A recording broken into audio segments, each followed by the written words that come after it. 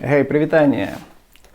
Сёння мы з вами гутарым пра пылінкі, пра NAS, то есть Network Attached Storage. То бишь это сетевые некие сервачки для дома. Мы гутарым пра дом, родны дом. Итак, у меня есть зараз адначасова Zooxel і ёсць QNAP. Zooxel гэта вось такі вот. Гэта самаробныя штучкі. Вось і тут Zooxel.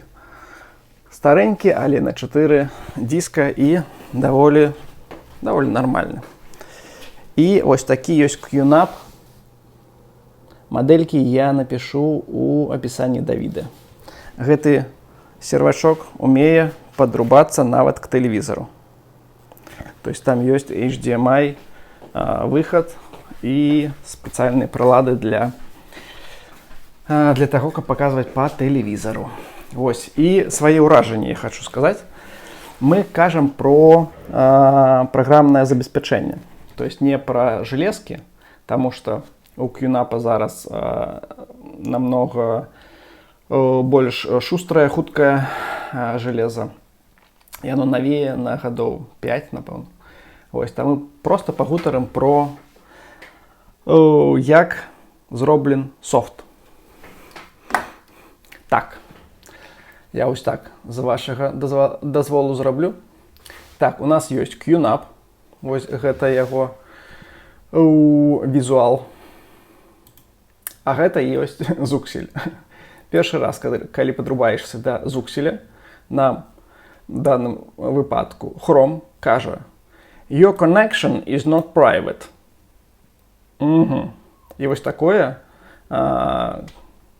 кожныя некалькі дзён, напэўна. Вось, все равно заходим. Так, заходим.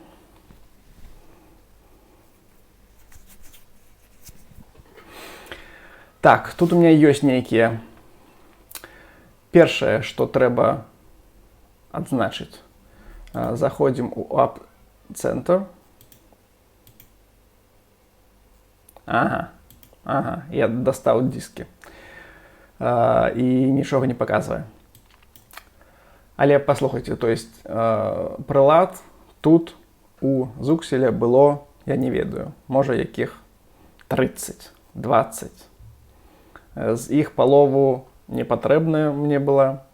Вось у QNAP, калі мы зойдзем, то тут прылад я не ведаю колькі. Так, My Apps, All Apps. То есть тут лістаеш. Вось. Далей, можна падрубіць неафіцыйны, гэта толькі афіцыйныя прылады. Я падрубіў яшчэ неафіцыйныя. І вось з неафіцыйных яшчэ тут колькі тут 200, 100.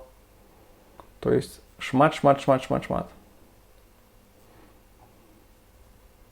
І атрымліваецца, што галоўная розніца. То есть і той, і другі NAS, яны робяць рэйды, і можна на них закидывать нешта. Яны гэта робяць добра. QNAP толькі крыху хутчэй. Але калі патрэбна нешта качаць, синхронизировать, выкачваць, то есть вы хотите выкарыстоўваць NAS не толькі як закінуў туды раз в месяц нешта, каб яно было ў рэйдзе і была больш верагоднасць, што данные выжывуць, то гэта QNAP. Калі хочацца больш танны NAS, гэта Zooxel. Але тады ніякіх плюшек наконт праграмнага забеспячэння. То есть прылад будзе нашмат менш. У мяне, напрыклад, торрент-трекер у Zooxel ён ёсць, але адзін і вельмі такі. Нешта качае, але калі-нікалі з памылкамі у мяне выкачваў. Вось, і гэта, напэўна, звязанае з прыладай. А другой ніякой няма. Таму, вось Такія разважанні. Усё. Усім міра і